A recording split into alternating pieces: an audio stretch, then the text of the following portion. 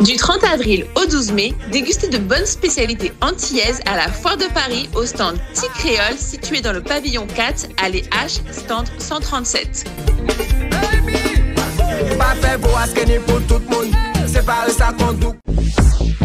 Hexagone, actualité. Voilà, nous sommes ici à la Foire de Paris pour cette édition de la Foire de Paris 2025 avec la région Guadeloupe qui se trouve sur le stand de la Guadeloupe avec un grand nombre d'exposants venus pour cette édition. Alors, en tant que responsable au niveau de la région, première réaction pour ce premier jour? Alors, c'est déjà une bonne fréquentation. Nous sommes heureux de participer à chaque année avec la Chambre des métiers sur la Foire de Paris. C'est une vitrine pour nos commerçants, nos artisans. C'est aussi pour nous le moment de présenter un certain nombre de produits d'excellence sur cette foire. Et donc la région est heureuse toujours de soutenir, puisque nous sommes responsables du développement économique, de soutenir les artisans, les commerçants, tous ceux qui œuvrent pour le développement économique de notre pays. Donc la Foire de Paris est une excellente vitrine pour ces exposants. D'ailleurs, chaque année, un bon nombre d'exposants jouent des coudes pour être retenus sur la foire. Et nous sommes heureux. Et donc, chaque année, le président Richard Luce tient à ce que, bien sûr, nous ayons cette présence avec ce lieu qui va réunir un certain nombre de professionnels aussi du tourisme pour pouvoir vendre la destination Guadeloupe. La Guadeloupe, c'est une terre de voyage et il faudrait bien sûr que les gens viennent en Guadeloupe. Nous avons misé sur le tourisme. À l'époque, le président Chalus disait qu'il fallait qu'on atteigne le 1 million de touristes. On l'a déjà dépassé largement, mais nous sommes sûrs qu'un bon développement harmonieux de notre pays passe par le tourisme parce que ça a des répercussions sur l'agriculture, sur les sites touristiques, sur le développement économique, sur la création artistique et culturelle. Et nous sommes fiers aujourd'hui d'être sur ce stand et de pouvoir représenter notre pays, la Guadeloupe. On voit sur la Foire de Paris depuis d'ailleurs quelques années et encore plus cette année, beaucoup de jeunes qui se mettent au niveau de l'artisanat. C'est très important pour le développement économique. C'est très important. On l'a remarqué depuis 2009. Il y a eu, je dirais, une poussée autour de l'agro-transformation. Beaucoup de Guadeloupéens se sont retournés vers des produits locaux. On a fait des recherches et aujourd'hui, nous avons, avec bien sûr les nouvelles technologies, les jeunes Guadeloupéens qui s'investissent dans le e-agriculture et nous avons aussi surtout beaucoup de jeunes Guadeloupéens qui ont conscience que nos produits ont de la valeur, que nous pouvons faire en sorte de créer un certain nombre de produits, que ce soit des produits cosmétiques, que ce soit de pouvoir avoir des produits qui nous permettent de conserver nos produits, éviter le gaspillage, parce qu'à un certain moment, nous avons des fruits, des arbres qui portent, et avant, il y avait un grand gaspillage. Avec l'agro-transformation, on peut les transformer, on peut les conserver, on peut aussi surtout les exporter.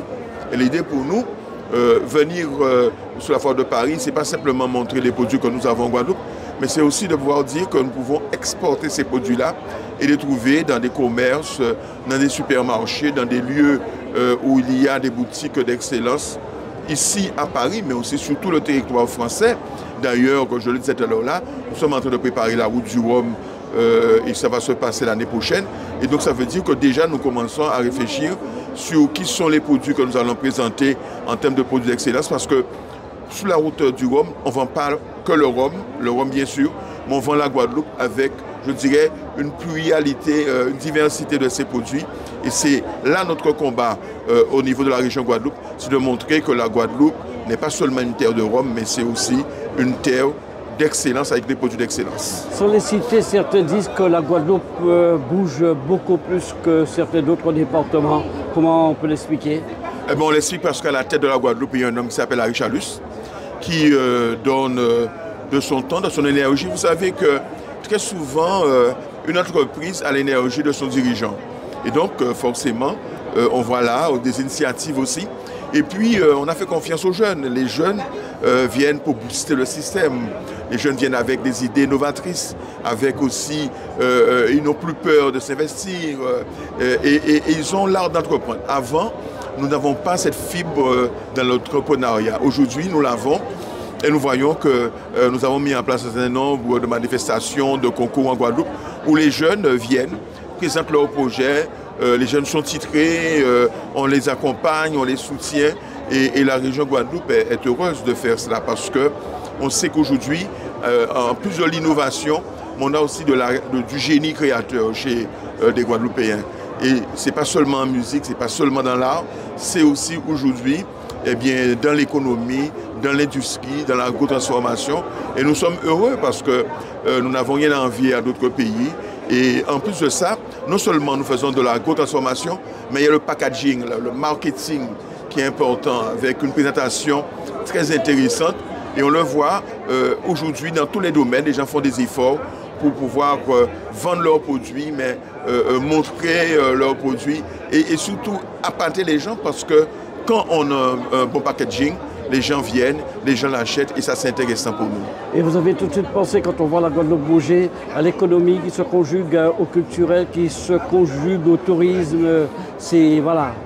De toute façon, ce sont des compétences qui sont des compétences transversales. Vous savez, on a beau vouloir développer l'économie, je dis souvent aux gens que quand vous avez une économie, cela se verse dans la culture. L'économie de la canne à sucre a donné le grouka, a donné un certain nombre de pans culturels. L'économie de la banane a donné de la musique, a donné le belay, a donné aussi un certain nombre de choses. Et nous avons, chaque fois qu'il y a une économie, ça va déboucher sur une activité culturelle. Et puis, bien sûr, on ne peut pas penser développement touristique sans penser, bien sûr, à la qualité de notre économie, à avoir de l'eau, bien sûr, mais avoir des hôtels, avoir des gîtes ruraux de qualité. Et le président Richard Luce a investi énormément pour permettre aux propriétaires de gîtes de monter en gamme, de monter en compétences. C'est aussi la culture, parce que quand les gens viennent, on ne veut pas d'un tourisme simplement de la mer, du sable, on veut aussi d'un tourisme culturel. Le MACT est pour nous un élément important de la vente de notre destination, puisque c'est un tourisme de mémoire, c'est un tourisme culturel, mais c'est aussi d'autres lieux, d'autres sites que nous pouvons proposer.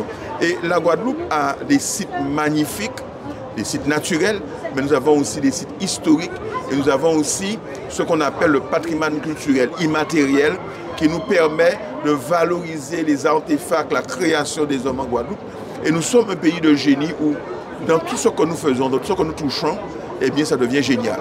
Et donc, c'est pour cela que nous sommes heureux. Nous invitons tous ceux qui nous écoutent, qui nous regardent, à venir en Guadeloupe, parce qu'à toute période de l'année, il y a des événements qui nous permettent de mettre en valeur ce que nous avons, mais surtout, il y a un très beau pays accueillant et où le melting pot, c'est-à-dire cette capacité des hommes et des femmes, de couleurs, de confessions différentes, d'ethnies différentes, de vivre en paix et en harmonie.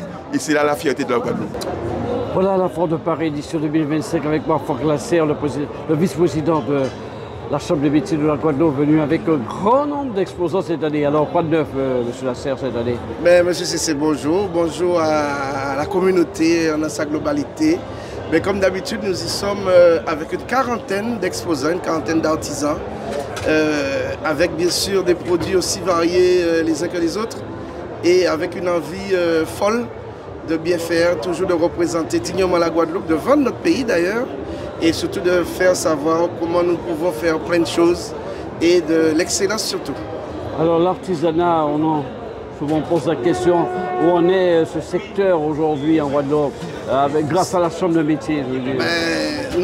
Alors c'est sûr que nous accompagnons au mieux nos ressortissants, que sont les artisans, mais c'est vrai aussi que la conjoncture économique est compliquée en ce moment. Je ne vais pas vous cacher que les choses sont compliquées, ils sont durs, difficiles, mais nous essayons de sortir notre épingle du jeu. Et c'est pour ça que nous appelons notre population à consommer nos produits. Quand nous venons ici à la Foire de Paris et que nous savons que nous avons une forte communauté, c'est pour leur expliquer comment il est utile de faire vivre nos artisans, comment il est nécessaire de consommer ce que nous produisons, comment il est nécessaire d'aider notre économie à travers une consommation de l'agro-transformation justement que nous produisons. Et nous savons aussi que ce sont des produits de qualité, parce que nous faisons des produits artisanaux, donc ça veut dire pas de trait d'affluents qui pourraient nous rendre malades. Donc nous consommons du pur, j'allais dire du pur local, qui a de la valeur ajoutée et que nous conseillons forcément à nos communautés à consommer. Et ça aide par là même l'économie et par conséquent les artisans. Alors une quarantaine d'artisans, ça veut dire qu'après la foire de Paris, il y a forcément des répercussions. Et là, il faut sélectionner parce qu'il y a une demande importante. Alors nous avons dès cette année mis en place le label Pays Guadeloupe. Ce label-là, effectivement, récompense les meilleurs ambassadeurs de l'artisanat. C'est eux qui font l'excellence, qui sont déjà dans l'excellence. C'est ceux que nous présentons parce que vous savez que chaque fois qu'on vient à la Foire de Paris, nous avons une réunion faite en mi-salon avec la CCI de Paris. Et nous avons un soir où nous présentons les produits que nous pensons qui méritent d'être exposés en région parisienne. Donc ces produits-là sont déjà référencés dans les grands magasins en région parisienne et nous poussons à ce que d'autres puissent embrasser le pas. Et c'est pour ça que nous avons créé ce label qui permet aux artisans d'aller vers l'excellence. Bien sûr, il faut répondre à un cahier des charges, d'aller vers l'excellence et pouvoir être référencé comme les autres. C'est une émulation, ce sont des ambassadeurs, mais c'est aussi la démonstration que quand on veut, on peut. Et aujourd'hui, je vous ai montré tout à l'heure, nous avons 2 labellisés sous le salon et qui ont été déjà à la MIFEXPO. C'est les meilleurs artisans de France. Oui, c'est la MIFEXPO. Et donc tout ça pour vous dire que nous sommes dans un convoi. Notre convoi, c'est d'aller vers l'excellence. Et l'excellence, ça se mérite et ça se travaille surtout. Évidemment, pour faire venir ces exposants, nous sommes à 7000 km de la Guadeloupe. Il faut des aides institutionnelles. Comment ça se passe concrètement? Ah oui, mais alors, je ne vous cache pas, et c'est comme chaque année que nous avons un fort accompagnement de la région Guadeloupe pour pouvoir ramener des artisans ici où ça coûte excessivement cher. Vous savez qu'exposer ici à la Foire de Paris, il faut avoir les reins solides. Mais grâce à l'accompagnement de la région, eh bien, il reste à charge 30% des frais totaux que l'artisan aurait à débourser si tant est qu'il viendrait par ses propres moyens. Donc 6%, mais il paiera 30%. Voilà un peu ce qui lui reste à charge. Évidemment, nous sommes sur le premier jour de la foire, 30 avril. Vous attendez beaucoup, vous espérez beaucoup de cette édition 2025? Alors généralement, nous arrivons avec confiance, puisque nous savons, vous voyez un peu, déjà nous présentons bien nos produits, nous mettons en valeur nos artisans. Et ensuite, eux, ils viennent aujourd'hui de mieux en mieux préparés. Avant d'arriver à la Foire de Paris, nous avons 2-3 séances de formation, séances de vente, séances de tenue à l'intérieur même du stand. Vous voyez, c'est des préparations afin que nos produits soient mis en valeur de manière le plus efficace possible. Merci à vous, Franck Lasserre. On aura l'occasion de refaire le point en fin de parcours de cette édition 2025 de la Foire de Paris, ici à la Porte de Versailles. Merci à vous. Merci beaucoup.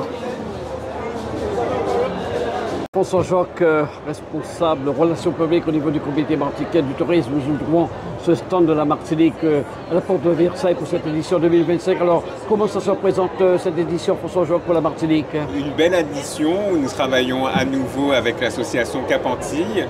On retrouve 15 commerçants sur l'espace Martinique avec de nouveaux commerçants qui viennent pour la première fois. Donc, on est ravis de les retrouver.